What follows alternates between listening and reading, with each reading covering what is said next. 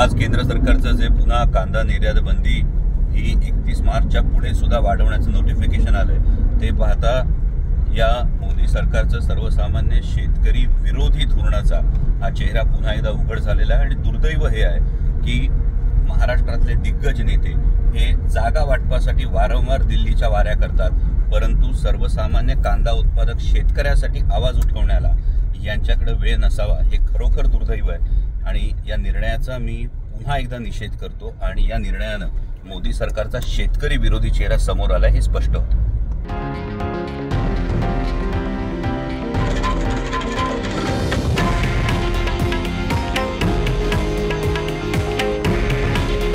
हे आहे देशातील नंबर 1 न्यूज नेटवर्क आणि आपण पाहत आहात TV9 मराठी। काळजी तुमची, हित महाराष्ट्राचं।